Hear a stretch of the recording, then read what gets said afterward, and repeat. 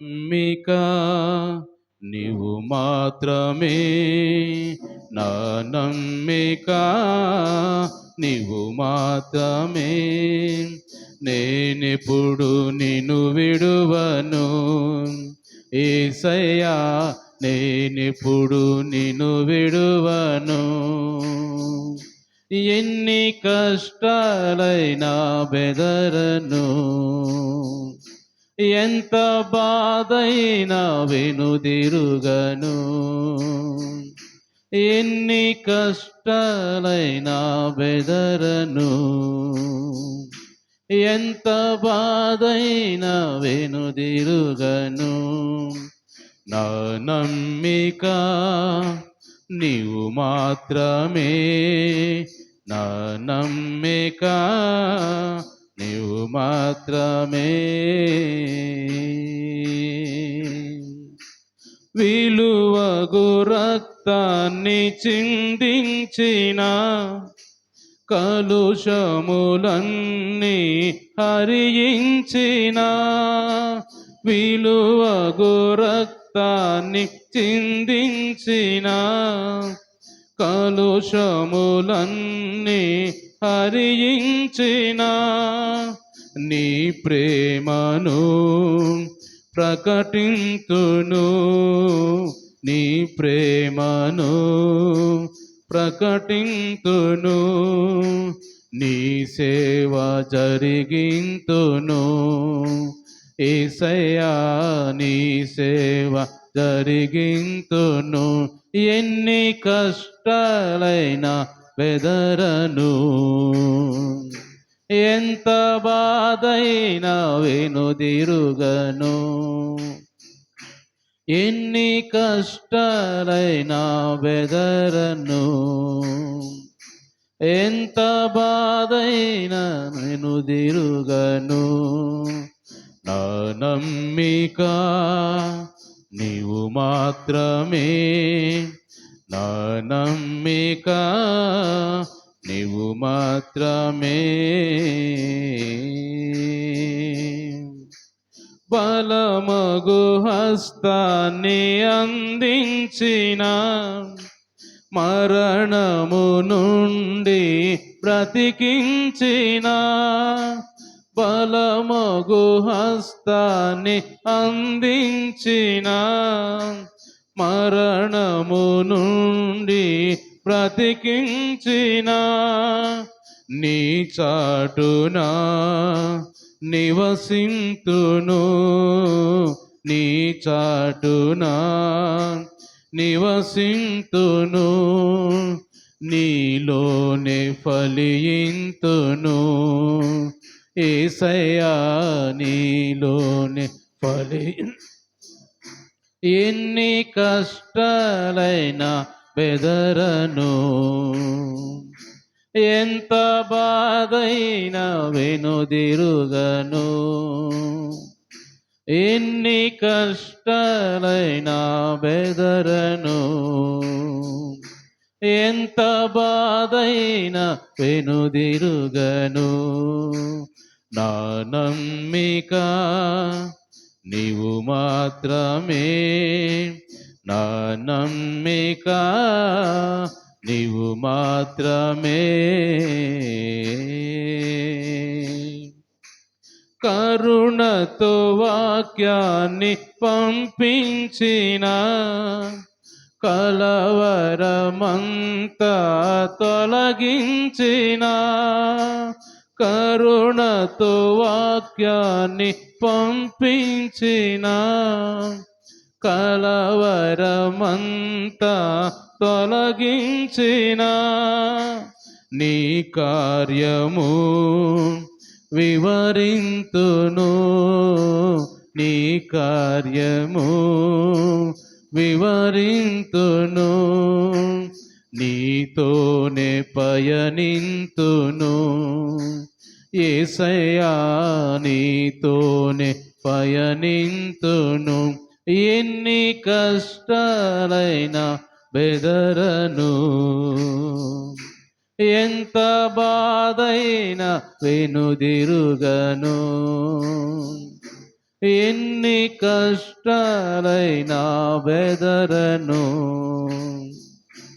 ఎంత బాధైనా వెనుదిరుగను. నా నమ్మిక నీవు మాత్రమే, నా నమ్మిక నీవు మాత్రమే. నేనెప్పుడు నిన్ను విడువను యేసయ్యా, నేనెప్పుడు నిన్ను విడువను, నేనెప్పుడు నిన్ను విడువను యేసయ్యా, నేనెప్పుడు నిన్ను విడువను. అవునయ్యా, దేవానికి స్తోత్రమయ్యా. నా నమ్మకం అంతా ప్రభా, మా నమ్మకం అంతా మీరే ప్రభా. అయ్యా పరిశుద్ధుడా, నీ ఎందే నమ్మకం ఉంచున్నాం ప్రభా. ఈ లోకంలో మేమైతే నమ్మలేదయ్యా, ఎవరిని నమ్మలేదు. ఏ మనుషులు నమ్మినా ఉపయోగం లేదని ప్రభా, ఏ రాజులను నమ్మినా ఉపయోగం లేదని ఈ వాక్యం ద్వారా మాట్లాడుతున్నాం దేవా. అయ్యా నిన్ను మాత్రమే నమ్ముచున్నాము నాయన. అయ్యా పరిశుద్ధుడా, ఎందుకంటే మా కోసం ప్రభా ఈ లోకానికి దిగువచ్చు విలువైన రక్తాన్ని కాల్చి ప్రభా మమ్మల్ని రక్షించి ప్రభా, మేము ఎదకి రక్షించి మమ్మల్ని కూడా ప్రభా, ఇదిగో తండ్రి మమ్మల్ని మీ బిడ్డలుగా ప్రభా తండ్రి నాయన, ఇదిగో తండ్రి నీ బిడ్డలుగా మీ శిష్యులుగా తండ్రి నాయన. అయ్యా మమ్మల్ని వాడుకుంటున్న దేవా నీకు వదనాలు యేసయ్యా, నీ స్తోత్రాలు అయ్యా. మా అవసరాలు అక్కలు తీర్చడానికి మా కోసం రక్తం కాల్చి ప్రభా, ఆ రక్తంతో మనం కడిగిన దేవా నీకు వందనాలు నాయన. దేవానికి స్తోత్రం ప్రభా, ఇదిగో నాయన. అందుకే ప్రభా మిమ్మల్ని నమ్ముతున్నాం అయ్యా, మిమ్మల్ని నమ్ముతున్నాం ప్రభా. దేవానికి స్తోత్రం నాయన, స్తోత్రాలు. బంధువులు నమ్మినా, స్నేహితులు నమ్మినా, తల్లిదండ్రులు ఎవరు నమ్మినా ఈ లోకంలో ప్రభా వాళ్ళు విడిచిపెట్టిపోయే వాళ్ళే, కానీ ప్రభా నిత్యం తోడుగా ఉండే దేవుడు మీరు మాత్రమే ప్రభా. అందుకే నిన్నే నమ్ముచున్నామయ్యా, నిన్నే నమ్ముచున్నాం ప్రభా. దేవానికి స్తోత్రం ప్రభా. ప్రార్థన చేసుకుందాం. పరిశుద్ధుడా, ప్రేమమయుడా, జీవాధిపతి అయిన దేవా, జీవం కలిగిన దేవా నీకు వందనాలు స్తోత్రం ప్రభా. ఇంతవరకు నైనా మీ సన్నిధి మాకు తోడుగా ఉంచి ప్రభా, చేసిన ప్రార్థనలు మీరు ఆలకించినందుకు నాయన మీకు వందనాలు, స్తుతులు, స్తోత్రాలు, కృతజ్ఞతలు చెల్లించుకున్నాం ప్రభా. అలాగే నాయన పరిశుద్ధమైన దేవ, వచ్చిన బిడ్డలందరూ కూడా జ్ఞాపం చేసుకుని నాయన దీవించండి, ఆశీర్వదించండి. మంచి ఆరోగ్యాలు అందరూ దయచేయండి ప్రభా. ఏ విన్నపము నీ స్థలంలో విన్నవించుకోవాలని ప్రభా, ఏ సమస్య మీ స్థలంలో చెప్పుకోవాలని ప్రభా, బిడ్డలు నీ సందుకు వచ్చారు ఈ ఉపవాస ప్రార్థనలో ప్రభా. ఆ బిడ్డలందరూ ప్రార్థన మీరు ఆలకించిన ఆయన సమాధానం దయచేయమని ప్రార్థన చేస్తున్నాం ప్రభా. మీ ఘనమైన కార్యాలు వారి జీవితంలో జరిగించమని ప్రార్థన చేస్తున్నాం ప్రభా. దేవానికి స్తోత్రమయ్యా. ఇంకా ఎవరైనా రావాల్సి ఉంటే ప్రభా, ఇప్పుడైనా వారిని సన్నిధి రావడానికి నాయన మీ సహాయం చేయమని వాక్యం ధ్యానించుకోబోతుండగా వాక్యం ద్వారా మాతో అందరితో మీరు మాట్లాడి మీ నామాన్ని మీరు మహింపరచుకోమని యేసు పరిశుద్ధ నామములో ఈ ప్రార్థన అడిగి పొందుకొని ఉన్నాం తండ్రి, ఆమేన్. అందరూ కూర్చుందామండి, అందరం కూర్చుందాం. కొద్దిసేపు దేవుని వాక్యం మనం ధ్యానం చేసుకుందాం. పరిశుద్ధాత్మ దేవుడు కొన్ని మాటలు మనతో మాట్లాడుతున్నప్పుడు జాగ్రత్తగా దేవుని మాటలు మనం ఆలకిద్దాం. మన పరిశుద్ధ గ్రంథం బైబిల్లో నుంచి యోహాను సువార్త 5వ అధ్యాయం, యోహాను సువార్త 5వ అధ్యాయము మనము ధ్యానం చేసుకుందాం. గడిచిన రోజుల్లో మనం 4వ అధ్యాయం అంతా కూడా ధ్యానం చేసుకున్నాం. దేవుడి దయను బట్టి మంచిగా మనతో మాట్లాడాడు సమరయ స్త్రీ ద్వారా. అలాగే ఈరోజు 5వ అధ్యాయం మొదటి నుంచి చదువుకుందాం. అటు తర్వాత యూదుల పండగ ఒకటి వచ్చాను గనుక యేసు యెరూషలేమునకు వెళ్ళాను. యెరూషలేములో గొర్రెల ద్వారము దగ్గర హెబ్రీ భాషలో బెతస్దా అనబడిన ఒక కోనేరు కలదు. దానికి 5 మంటపములు కలవు. ఆయా సమయములకు దేవదూత కోనేటిలోనికి దిగి నీళ్లు కదిలించుట కలదు. నీరు కదిలించబడినప్పుడు పిమ్మట మొదట ఎవడు దిగునో వాడు ఎట్టి వ్యాధి గలవాడైనను బాగుపడును. గనుక ఆ మంటపములలో రోగులు, గుడ్డివారు, కుంటివారు, ఊచకాలు చేతులు గలవారు గుంపులుగా పడి ఉండిరి. అక్కడ 38 ఏండ్ల నుండి వ్యాధి గల ఒక మనుషుడుండెను. యేసు వాడు పడి ఉండట చూసి వాడప్పటికి బహుకాలము నుండి ఆ స్థితిలో ఉన్నాడని ఎరిగి స్వస్థపడగోరుచున్నావా అని వారిని అడగగా ఆ రోగి, అయ్యా, నీళ్లు కదిలింపబడినప్పుడు నన్ను కోనేటిలోనికి దించుటకు నాకు ఎవడనూ లేడు గనక నేను వచ్చినంతలో మరియకుడు నాకంటే ముందుగా దిగునని ఆయనకు ఉత్తరమిచ్చాను. యేసు, నీవు లేచి నీ పరుపెత్తుకొని నడవమని వానితో చెప్పగా వెంటనే వాడు స్వస్థత నొంది తన పరుపెత్తుకొని నడిచెను. దేవుని స్తోత్రం చెల్లిద్దాం. హల్లెలూయా. దేవుని బిడ్డలారా, ఈరోజు దేవుడు మనతో మాట్లాడుతున్న మాటలు ఇక్కడ బెతస్దా అనే కోనేటి దగ్గర 38 సంవత్సరాల నుంచి పడి ఉన్న ఒక వ్యాధిగ్రస్తుడు. అతడు ఏ వ్యాధిగ్రస్తో లేకపోతే పక్షవాయువో లేకపోతే ఏ వ్యాధో తెలియదు కానీ, కుంటివాడో తెలీదు కానీ, కదలలేక అక్కడనే 38 సంవత్సరాల నుంచి ఆ కోనేటి దగ్గర, బెతస్దా కోనేటి దగ్గర పడి ఉన్నట్టుగా మనం చూస్తాం. అయితే ఇక్కడ బెతస్దా కోనేరు అనేది, బెతస్దా కోనేరు అంటే దయ, కరుణ గల ఇల్లు అని, లేకపోతే దయా స్థలం అని దానికి పేరు. అంటే అది పాత యెరూషలేము పట్టణంలో ఒక ప్రక్కన, అది ఒక మూలలో, అది చాలా పల్లపు స్థలం అది. బెతస్దా కోనేరు అనేది చుట్టూ మంటపాలు ఉంటాయి అక్కడ దానికి. కానీ యెరూషలేము ప్రాకారానికి చుట్టూ కూడా మంటపాలు ఉంటాయి. రకరకాల పేర్లు ఉంటాయి వాటన్నిటికి కూడా. అయితే ఇప్పుడు మనం చెప్పుకున్న బెతస్దా కోనేరు అనేది కూడా ఒక మంటపం, ఒక మూలలో ఉంటది. అయితే అది చాలా పల్లపు స్థలం కాబట్టి అక్కడికి వర్షపు నీరంతా కూడా అక్కడికి చేరిద్ది. చాలా వర్షం పడినప్పుడు, ఎక్కువ వర్షం పడినప్పుడు ఆ వర్షపు నీరంతా పోయి ఆ పల్లంలోకి వెళ్ళిపోయి, ఆ డౌన్‌లోకి వెళ్ళిపోయి, అది ఒక పెద్ద నదిలాగా లేకపోతే ఒక డ్యామ్‌లాగా తయారైపోయిద్ది. అయితే అందుకే దానికి ఏం పేరు పెట్టి గెతస్తా కోనేరు అని పేరు పెట్టారు. అయితే అక్కడ అలా ఉన్న దాని అవసరాలు ఏమిటంటే, ఆ నీటి వల్ల, ఆ వర్షపు నీటి వల్ల మందిరంలోకి ఏదైతే అవసరమో నీరు కావాల్సొస్తదో, ఎందుకంటే సొలొమోను కట్టిన మందిరం ఆ రోజుల్లో ఎన్నో పనులు మందిరంలో ఉంటాయి.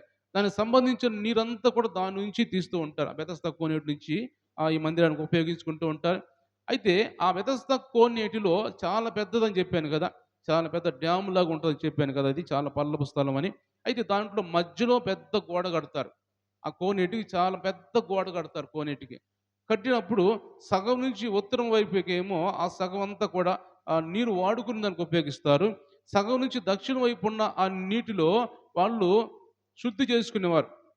అంటే యూదులందరూ కూడా ఏం చేస్తారంటే ఆ రోజుల్లో శుద్ధీకరణ ఆచారం ఉంటది వాళ్ళకి. ఆ శుద్ధీకరణ ఆచారము ఆ నీటిలోకెళ్ళి వాళ్ళు అక్కడ ఆచరించేవారు. ఆ శుద్ధీకరణ ఆచారం చేసే దగ్గరే యేసు ప్రభు ఈ 38 సంవత్సరాల నుంచి ఉన్న వ్యాధిగ్రస్తుని కూడా అక్కడే అతన్ని తాకి దేవుడు స్వస్థపరిచాడు.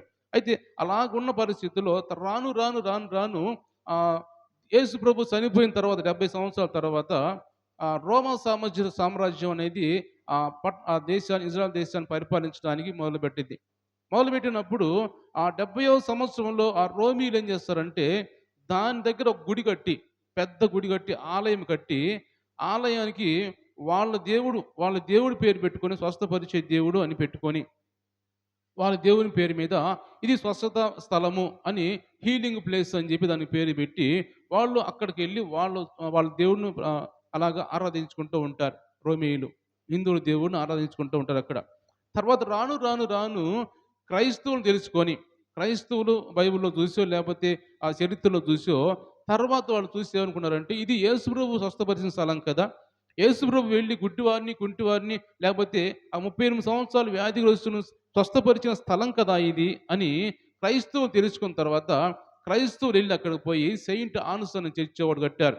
సెయింట్ ఆనస్ అనే చర్చి కట్టారు. ఆ చర్చి కట్టిన తర్వాత ఆ చర్చి ఇంకా పక్కన ఇంకొక వేరే చర్చి, ఇలా 2 చర్చిలు పెద్ద పెద్దయి అక్కడ కట్టి, అక్కడ కట్టి ఇక్కడ యేసు ప్రభు స్వస్థపరిచాడు కాబట్టి ఇది హీలింగ్ ప్లేస్ అని అక్కడ పెద్ద పెద్ద రూములు కట్టి, మంటపాలు కట్టి, ఆ మంటపాల్లో ఈ పోయిన వ్యాధిగ్రస్తులందరూ పోయి దాంట్లో కూర్చొని వాళ్ళు రెస్ట్ తీసుకుంటూ ఉంటారు. ఎప్పుడు ఆ నీళ్లు కదులుతాయా? నీళ్లు కదిలినప్పుడు మనం త్వరగా ఎళ్లి దాంట్లో ఆ కోనేటిలో మునుగుదాము అని ఆ మంటపాల్లో కూర్చొని రోగులందరూ, గుడ్డివారు, కుంటివారు, ఊచకాలు చేతులు గలవారు, ఏ రోగులైనా సరే అందరూ పోయి దాంట్లో కూర్చుంటారు. వీడు కూడా ఈ వ్యక్తి కూడా 38 సంవత్సరాల ఉన్న వ్యక్తి కూడా అలాగే వారితో పాటు ఉంటాడు కానీ, వెనకొచ్చిన వారు అలాగే వెళ్ళి ఆ నీళ్లు కదిలినప్పుడు వాళ్ళకి విశ్వాసం అది. మనం అనుకోవచ్చు, చాలా ఆలోచన చేసుకోవచ్చు మనము. నీళ్లు కదులుతాయా? దేవుని దూత వచ్చి నీళ్లు కదిలిస్తాడా? కదిలినప్పుడు లేకపోతే దాంట్లో దిగుతారా వీళ్ళు అని అనుకోవచ్చు గానీ, వాళ్ళ విశ్వాసం అది. యేసుప్రభు దేవుని దూత వచ్చి కదిలిస్తారు ఒక రోజున. ఆ కదిలిచ్చినప్పుడు వాళ్ళకి ఏదో ప్రేరేపణ వచ్చినప్పుడు వాళ్ళు వెళ్లి దిగుతారు, వాళ్ళు స్వస్థపడతారు అని చెప్పి వాళ్ళకి ఒక నమ్మకం, విశ్వాసం. సపోజ్ మన ఎగ్జాంపుల్ చూసుకున్నట్టయితే యోర్దాను నది ఉంది. యోర్దాను నదిలో 7 సార్లు మునుగని చెప్పి ఎలీషా ప్రవక్త చెబుతాడు. ఎలీషా ప్రవక్త నయమానుకు చెప్పినప్పుడు నయమాను ఎళ్లి 7 సార్లు మునుగుతాడు. 7 సార్లు మునిగినప్పుడు ఆ ఏడోసారి ఆయన స్వస్థత పొందుతాడు. స్వస్థత పొందాడని చెప్పి యోర్దాను నది ఏమన్నా స్వస్థత పొందే నదిగా మారిపోయిద్దా? కాదు గానీ అతని విశ్వాసం అది. నయమాను విశ్వాసము ఆ విశ్వాసాన్ని బట్టి అతను మునిగాడు కాబట్టి, దేవుని మాట ప్రకారం నడుచుకున్నాడు కాబట్టి స్వస్థపడ్డాడు. ఇక్కడ కూడా ఈ బెతస్దా కోనేరులో కూడా వాళ్ళ విశ్వాసం అది. వాళ్ళ విశ్వాసం ప్రకారం పోయి వాళ్ళు దేవుడు నన్ను తాకుతాడు అనే విశ్వాసం ఉంది కాబట్టి వాళ్ళు మునుగుతున్నారు. మునిగిన వారు దేవుడు నన్ను తాకాడు అనే విశ్వాసం ఉంది కాబట్టి వాళ్ళు స్వస్థపడుతున్నారు, వస్తూ ఉన్నారు. అలాగే ఈ 38 సంవత్సరాల వ్యక్తి కూడా అలాగే పడి ఉన్నప్పుడు యేసు ప్రభువే వెళ్ళాడు. అతనొచ్చి యేసు ప్రభువు దగ్గర కలవటం కానీ, లేపోతే ఆయన్ని గుర్తుపట్టో, లేపోతే ఆయన పిలిచో, నేను స్వస్థపడాలనుకుంటున్నాను నన్ను బాగు చేయ అని అడగలేదు కానీ, యేసు ప్రభువే వెళ్ళి అతని దగ్గరికెళ్ళి అడిగాడు. ఎందుకంటే, యేసు ప్రభువు అతని స్థితి ఎరిగిన దేవుడాయన. అతని పరిస్థితిని ఎరిగాడు. అతని బలహీనతను ఎరిగాడు. అతని బాధను ఎరిగాడు. ఎన్ని సంవత్సరాలు పడుతున్నాడు? 38 సంవత్సరాల నుంచి బాధపడుతున్నాడు. ఆ 38 సంవత్సరాల నుంచి కోనేటి దగ్గరే ఉన్నాడంటే, అతనింకా అంతకుముందు ఎన్ని సంవత్సరాలు ఇంటి దగ్గర ఉన్నాడు? అక్కడి నుంచి అతను అక్కడికి ఎలా ఎళ్ళాడు? అంటే దాదాపు యవ్వనస్తుడైన తర్వాతే అక్కడికెళ్ళి ఉంటాడు.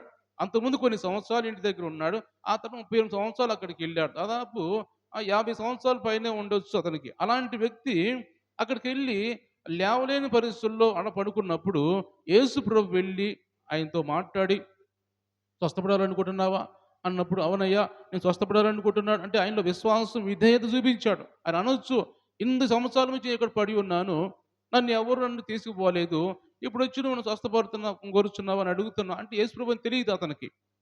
అన్నప్పుడు అది ఇతను అనొచ్చు, నేనే స్వస్థపడే పరిస్థితి నాకేం లేదు. నన్నెవరు తీసుకుపోయే పరిస్థితి లేదు. దాంట్లో దాన్ని నీళ్ళలో తీసుకుపోయి దించేవాళ్ళు ఎవరు లేరు.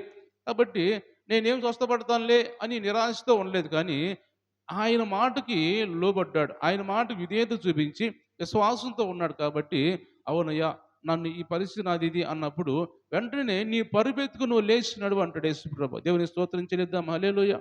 నీ పరుపెత్తుకొని లేచి నడువును అన్నప్పుడు వెంటనే ఆలోచన చేయలేదు. నేను లేవగలనా? లేదా? అని ఆలోచన చేయలేదు కానీ, అలా దేవుని మాట ప్రకారం లేచాడు. లేచి పరుపు తీసుకొని లేచినప్పుడు మంచిగా ఆరోగ్యం వచ్చింది ఆయనకి. మంచిగా నడవగలుగుతున్న శక్తి వచ్చింది, బలం వచ్చింది. లేచి పరుపెత్తుకొని నడిచి వెళ్ళిపోతూ ఉన్నాడు. అయితే ఇక్కడ దేవుడు మాట్లాడుతున్న మాటలు ఏంటంటే, ఈరోజు మనతో మాట్లాడుతున్న మాటలు, మనము కూడా కొన్ని సంవత్సరాల నుంచి ఏదైనా మన బాధలు, లేకపోతే ఇబ్బందికర పరిస్థితులు, లేకపోతే బలహీనతలు కావచ్చు, కుటుంబ సమస్యలు కావచ్చు, ఏదైనా కావచ్చు, మన బాధతో, వేదనతో ఉన్నప్పుడు ఆయన చూస్తూ ఉండే దేవుడు కాదు. మనం మౌనంగా ఉన్నా కానీ ఆయన చూస్తున్న దేవుడాయన. ఆయన మన పరిస్థితిని, మన స్థితిని ఎరిగిన దేవుడాయన. ఎరిగిన దేవుడు కాబట్టి మనం పిలవకపోయినా కానీ వచ్చి ఆయన మనం పట్టించుకొని, మన గురించి పట్టించుకొని మనతో మాట్లాడి, "నువ్వు స్వస్థపడి కోరుచున్నావా? లేకపోతే నీ పరిస్థితి ఏముంది? నీ స్థితి ఏముంది? నేను బాగు చేయాలనుకుంటున్నాను" అని యేసు ప్రభు మనతో మాట్లాడడానికి దేవుడు ఇష్టపడతాడని దేవుడు మాట్లాడుతున్నాడు. అంటే మనము దేవుని దగ్గరికి మరి వెతకపోయినా ఒక్కోసారి అంటే వెతకపోయినా అంటే మనం మౌనంగా ఉంటే దేవుడే వచ్చి చేస్తాడు. ఆ నమ్మకం మాత్రం అలా ఆలోచన చేయొద్దు మరలా కూడా. ఎందుకంటే అతని పరిస్థితి వేరుగా ఉంది.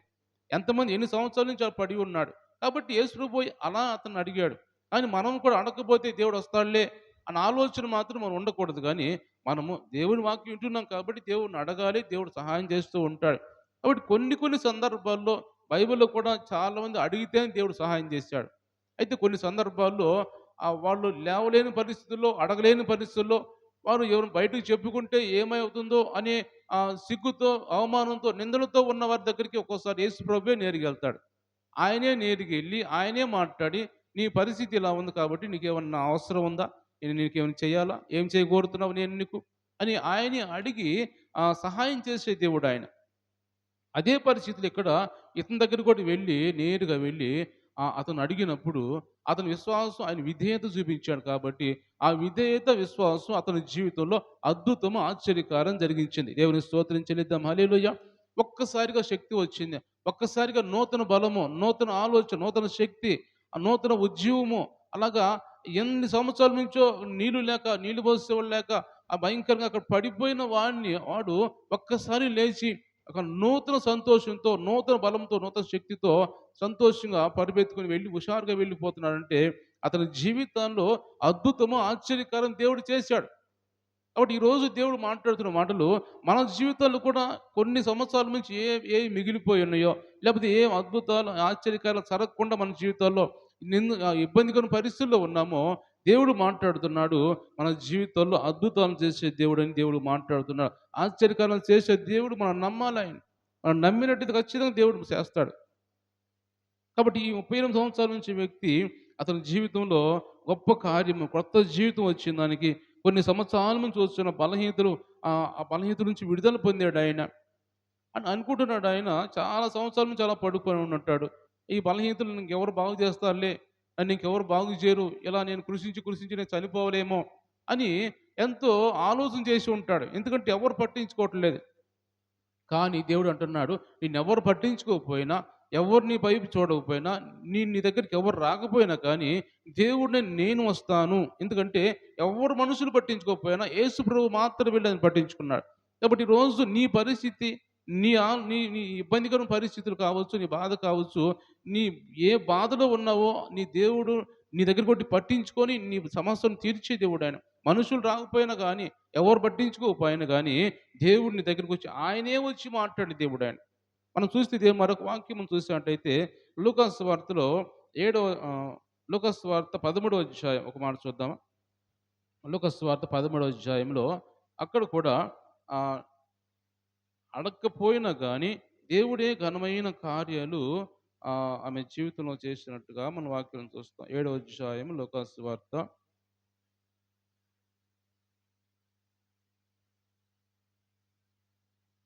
ఒక్క నిమిషం. తర్వాత చదువుదాం. 13వ అధ్యాయం చూద్దాం. తర్వాత చూసుకుందాం అది. 13వ అధ్యాయము. లూకా సువార్త 13వ అధ్యాయం 10వ వచనం చదువుతున్నాను నేను. జాగ్రత్తగా చూడండి మీరు కూడా బైబిల్‌లో. విశ్రాంతి దినమున ఆయన ఒక సమాజ మందిరములో బోధించుచున్నప్పుడు 18 ఏండ్ల నుండి బలహీనపరచు దయ్యం పట్టిన ఒక స్త్రీ అచ్చట ఉండెను. ఆమె నడుము వంగిపోయి ఎంత మాత్రము చక్కగా నిలబడలేకుండెను. యేసు ఆమెను చూసి రమ్మని పిలిచి, అమ్మా, నీ బలహీనత నుంచి విడుదల పొంది ఉన్నావని ఆమెతో చెప్పి ఆమె మీద చేతులుంచగానే ఆమె చక్కగా నిలబడి దేవుణ్ణి మహిమపరచెను. దేవుని స్తోత్రం చెల్లిద్దాం. హల్లెలూయా. ఇక్కడ గమనించండి దేవుని బిడ్డలారా, మనం చూసినట్టయితే దాదాపు 18 ఏండ్ల నుండి, అంటే 18 ఏండ్ల నుంచి బలహీనపరిచే దయ్యంతో బాధపడుతున్న ఒక స్త్రీ. ఆమె అన్ని సంవత్సరాల నుంచి మంచిగా ఉన్న స్త్రీ, చక్కగా ఉన్న స్త్రీయే. కానీ ఈ దయ్యము పట్టిన తర్వాత ఆ దయ్యము ఆమెని నడుము వంచేసింది. చక్కగా నిలబడలేని పరిస్థితి, నడవలేని పరిస్థితి. అలా నడుము వంచేసి వంగిపోయి నడుస్తూ వస్తున్న పరిస్థితిలో ఆమె ఇంటి దగ్గర ఉండలేదు. కానీ నేను వంగిపోయాను కదా, నేను ఇలా నడుస్తున్నాను కదా, నన్ను ఎవరిని ఎగతాళం చేస్తారేమో, ఎవరిని గేలి చేస్తారేమో అని సిగ్గుపడలేదు, అవమానపడలేదు. కానీ ఆమె ధైర్యంగా దేవుని మందిరానికి వచ్చింది. ధైర్యంగా దేవుని మందిరంకి వచ్చి దేవుని మందిరంలో కూర్చొని ప్రతిరోజు సమాజ మందిరం చేస్తున్నప్పుడు కూడా ప్రతి విశ్రాంతి దినం అంటే మనము ఆదివారం చేసుకుంటూ ఉంటాం. యూదులు శనివారం విశ్రాంతి దినం వాళ్ళకి. సబ్బాత్ దినం అంటే విశ్రాంతి దినం అంటే వారికి శనివారం. ప్రతి శనివారం కూడా ఆమె దేవుని సన్నిధికి వచ్చి అలాగ కూర్చొని దేవుని సన్నిధిలో ప్రార్థన చేసుకుని వెళ్ళిపోతూ ఉండేది. అయితే ఆమెకు దయ్యం పెట్టిన స్త్రీ అని ఆమెకు తెలియదేమో, భవిష్యత్తు తెలియదేమో, కానీ ఆమె అలాగ దేవుని సన్నిధికి వస్తున్నప్పుడు ఒకరోజు దేవుడు అకస్మాత్తుగా ఆ సమాజ మందిరంలోకి వెళ్ళటం జరిగింది. వెళ్ళినప్పుడు ఆమెను చూశాడు. ఆమెను చూసి ఎప్పుడైతే ఆమెను చూసాడో, ఆమెను చూసి వెంటనే ఆమెతో మాట్లాడుతున్నాడు. ఏమంటున్నాడు ఇక్కడంటే, పిలిచి ఆమెని రమ్మని పిలిచి, అమ్మా, నీ బలహీనత నుంచి విడుదల పొంది ఉన్నావని ఆమెతో చెప్పి ఆమె మీద చేతులు ఉంచగానే ఆమె చక్కగా నిలబడి దేవుణ్ణి మహిమపరిచినట్టుగా మనం చూస్తున్నాం. ఆ దయ్యం విడిచిపెట్టిపోయి నడువంగిపోయిన స్త్రీ చక్కగా లేచి నిలబడింది. అప్పుడే దేవుని స్తోత్రం చెల్లిద్దాం. హల్లెలూయా. అప్పుడు దాకా వంగిపోయిన స్త్రీ, అప్పుడు దాకా నడవలేని పరిస్థితుల్లో, ముందెవరు వస్తున్నారో సరిగ్గా చూడలేని పరిస్థితి, బాగా వంగుపడి నడుస్తుంది కాబట్టి ఆ నడిచేటప్పుడు ముందు ఎవరున్నారో ఏమిటో తెలియని పరిస్థితిలో, అలాంటి పరిస్థితుల్లో కూడా ఆమె ఇంటి దగ్గర ఉండకుండా దేవుని సన్నిధికి వస్తూ ఉంది. అలా దేవుని సన్నిధికి వస్తుంది కాబట్టి దేవుడు చూశాడు ఒక రోజున. ఈరోజు దేవుడు మాట్లాడంటే మనము కూడా దేవుడి సన్నిధిలో మనము ఎలాంటి బలహీనతలు ఉన్నా కానీ, మనకి ఎలాంటి సమస్యలు ఉన్నా కానీ మనం దేవుని సన్నిధికి రావాలి. ఖచ్చితంగా దేవుని సన్నిధికి రావాలి. నువ్వు ప్రతి శనివారం లేదా ప్రతిరోజు ప్రతి ఉపవాస ప్రార్థనకో నువ్వు వస్తూ ఉన్నావు అనుకోండి. ఆ రోజు నువ్వు రాలేదు, ఆ రోజే దేవుడు దర్శించాడు అనుకోండి. ఆ రోజు దేవుడు మంచి మంచి వాక్యాలు ధ్యానించుకోవడానికి, లేకపోతే దేవుని దర్శనాలు, దేవుడు నీతో మాట్లాడాలనుకున్నాడు అనుకోండి. ఆ రోజు నువ్వు మిస్ అయ్యావంటే అది నీవు పోగొట్టుకున్నట్టుగానే ఉంటుంది. అయితే ఈ నడువంగిపోయిన స్త్రీ ప్రతిసారి దేవుని సన్నిధికి వస్తుంది కాబట్టి దేవుడు చూశాడు, ఆమెను స్వస్థపరిచాడు. ఆమె బలహీనత నుంచి విడుదల చేసి మంచి ఆరోగ్యం ఇచ్చి దయ్యం నుంచి విడుదల చేసాడు. ఆమెని చక్కగా నిలబడి మంచిగా దేవుణ్ణి మహింపరిచినట్టుగా మనం చూస్తూ ఉన్నాం. ఈరోజు మనం కూడా దేవుని సన్నిధిని పోగొట్టుకోకూడదని దేవుడు మాట్లాడుతున్నాడు. ప్రతిసారి, ప్రతి వారం లేదా ప్రతిరోజు దేవుని సన్నిధికి మనం వస్తూ ఉంటే దేవుడు ఏదో ఒక రోజు నిన్ను చూస్తాడు. ఏదో ఒక రోజు నీ ఆలోచన ఎరుగుతాడు. ఏదో ఒక రోజు నీ సమస్యను తీరుస్తాడు. ఏదో ఒక రోజు నీ బలహీనత నుంచి విడుదల చేస్తాడు. ఏదో ఒక రోజు నీ కుటుంబ పరిస్థితిని ఎరిగిన దేవుడు కాబట్టి, ఆ స్థితి నుంచి, పరిస్థితి నుంచి విడుదల చేసి, దేవుడు నీ జీవితంలో ఘనమైన కార్యాలు చేస్తానని దేవుడు మాట్లాడుతున్నాడు. కాబట్టి మనం ఏ రోజు కూడా ఏది కూడా మనం పోగొట్టుకోకూడదు. ఈ రోజు ఏమి లేదులే, ఈ రోజు పోకపోతే ఏమైందిలే అని మనం అనుకుంటే, ఆ రోజు దేవుడిని తాకాలనుకుంటున్నాడేమో. ఆ రోజు దేవుడిని దర్శించాలనుకుంటున్నాడేమో. అది మనం పోగొట్టుకున్నట్టు అయిపోయింది. కాబట్టి మనము దేవుని సన్నిధికి ప్రతిసారి ఎలా వస్తామంటే, ఆమె జీవితంలో చేసిన ఘనమైన అద్భుతమైన కార్యం, ఆ దేవుడిని మహింపరిచే విధంగా ఆమె ఎలా మారిపోయిందో, ఆమె నడువొంగిపోయిన స్త్రీగా ఉండి, లేకపోతే అనేక మంది చోట అవమానించబడి ఇలా నడుస్తుందేమి అని ఎగతాళి చేసి ఉంటారు, గేలి చేసి ఉంటారు, రకరకాలుగా మాట్లాడి ఉంటారు. అలాంటి పరిస్థితుల్లో కూడా ఎవరిని పట్టించుకోలేదు. దేవుని సన్నిధికి వెళుతూనే ఉంది. మనల్ని కూడా ఎవరు ఏమన్నా కానీ మనం ఎవరి గురించి పట్టించుకోవాల్సిన అవసరం లేదు. కానీ మనం దేవుని సన్నిధికి వెళుతున్నాం. రకరకాలు మాట్లాడుకుంటూ ఉంటారు, అవమానిస్తూ ఉంటారు, ఏదో మాట్లాడుతుంటారు. కానీ అవన్నీ మనం పట్టించుకోకుండా దేవుని సన్నిధికి వెళుతూ ఉంటే ఒకరోజు దేవుడు మనల్ని తాకుతాడు. ఒకరోజు దేవుడు మన సమస్యలను తీర్చే దేవుడుగా ఉంటాడు. కాబట్టి అలాంటి వారికి మనం ఉండాలి. కానీ దేవుని సన్నిధిని పోగొట్టుకుంటే దేవుడు మనల్ని జ్ఞాపకం చేసుకోడేమో. ఆ రోజే దేవుడు దర్శిస్తాడేమో. ఆ రోజు దేవుడిని జీవితంలో ఘనమైన కార్యాలు చేయాలనుకుంటాడేమో దేవుడు. అది మనం పోగొట్టుకోకుండా ఉండాలంటే మనము ప్రతిసారి, ప్రతిరోజు కూడా మనము దేవుని సన్నిధికి రావాలని పరిశుద్ధాత్మ దేవుడు మనతో మాట్లాడుతున్నాడు. పోయిన తర్వాత, జారిపోయిన తర్వాత మనం ఇక ఎంత బాధపడినా, ఎంత ప్రార్థన చేసినా పోయింది తిరిగి రావటం అంటే చాలా కష్టమైంది. చాలాసార్లు మనం చదువుకుంటాం కదా, సిద్ధపడిన కన్యకలు, సిద్ధపడని కన్యకలు, సిద్ధపడిన వారేమో దేవునితో వెళ్ళిపోయారు. సిద్ధపడకుండా ఉన్నవాళ్ళు జారిపోయి మరలా పరిగెత్తుకుంటూ వచ్చారు. మరలా పరిగెత్తుకుని అయ్యా తలుపుది అంటే ఎక్కడ ఇంకా తలుపు వేయబడింది, ఉపయోగం లేదు. అంటే అవకాశం ఉన్నప్పుడే, మనం అవకాశం ఉన్నప్పుడు దాన్ని సద్వినియోగం చేసుకోవాలి. కాబట్టి ప్రతిరోజు మనము దేవుని గురించి మనం కనిపెట్టుకుంటూ, ప్రభా ఈ రోజు నన్ను తాకయ్యా, ఈ రోజు నాతో మాట్లాడు, ఈ రోజు నా బలహీనత నుంచి విడుదల చేయి, ఈ రోజు నా కుటుంబ పరిస్థితులు మార్చు నాయన అని ఏ సమస్యలు ఉన్నాయో, ఏ ఏ మన కుటుంబ సమస్యలు ఏమైతే ఉన్నాయో, ఏ బలహీనతలు ఉన్నాయో, ఇంకా మనం ఆత్మీయంగా బలపట్టలేదా, ఆత్మీయ స్థితిలో పడిపోతున్నామా, దుష్టుడు బంధకాల్లోకి వెళ్ళిపోతూ ఉన్నామా, ఇంకా మన దుష్టుడు ప్రేరేపిస్తూ ఉన్నాడా, దేవుని సన్నిధికి రాకుండా ఏం కాదులే అని ప్రేరేపిస్తున్నాడా, అలాంటి అన్ని విషయాల్లో కూడా దేవుడు మనల్ని సరిచేసి మన జీవితాలు మార్చి ఘనమైన కార్యాలు మన జీవితంలో చేసే దేవుడు ఆయన. దేవుని స్తోత్రించలేదాం. హల్లెలూయా. కాబట్టి దేవుని బిడ్డలు గమనించినట్టయితే ఈరోజు దేవుడు మనతో మాట్లాడుతున్న మాటలు కూడా మనం చూస్తే, ఇంకా మనం చెప్పుకున్నట్టయితే లూకాసు వార్త ఇందాక చెప్పుకున్నట్టు 7వ అధ్యాయం 11వ వచనంలో నాయిను అనే గ్రామంలో ఒక విధురాలైన స్త్రీ ఉంటుంది. ఆమె కుమారుడు చనిపోతాడు, అంటే భర్త చనిపోతాడు, కుమారుడు కూడా చనిపోతే కుమారుడిని పాడె మీద ఎక్కించుకుని, పాడె మీద పెట్టుకొని అలాగ వెళ్తూ ఉంటాడు. అవి గ్రామస్తులు మోసుకొని పోతూ ఉంటారు. మోసుకొని పోతున్నప్పుడు ఆమె ఎంతో బాధతో, ఎంతో వేదనతో, కన్నీటి పర్యంతమైపోయి, ఇంకా నా సమస్య తీరుస్తారో, నా బాధేవో తీరుస్తారు, నా కుమారుడు చనిపోయాడు, అంతకుముందు నా భర్త చనిపోయాడు, నేను ఒక్కదాన్ని మిగిలిపోయానని కన్నీరు కారుస్తూ ఉన్నప్పుడు యేసు ప్రభు ఆమెను దర్శించాడు, ఆమెను కరుణించాడు, ఆమెను కనికరించి. అక్కడ రాయబడిన మాట ఏంటంటే ఆమె మీద దేవుడు అంటే కనికరం ఇచ్చాడంట. ఆమె మీద కనికరం ఉంచి దేవుడు ఆమె పిలవకుండానే ఆయనే వెళ్ళిపోయాడు దగ్గరికి. గవిని దాటలేదు, ఆ ఊరు దాటకుండానే యేసు ప్రభు అందరూ ఆయన శిష్యులతో పాటు ఎదురెళ్ళి వెంటనే ఆపమని చెప్పి ఆ పాడిని ముట్టాడు.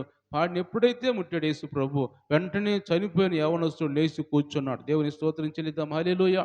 వెంటనే లేచి కూర్చున్నాడు. ఆమె దుఃఖము పోయింది, ఆమె ఆనందంతో ఉంది, సంతోషంతో ఉంది.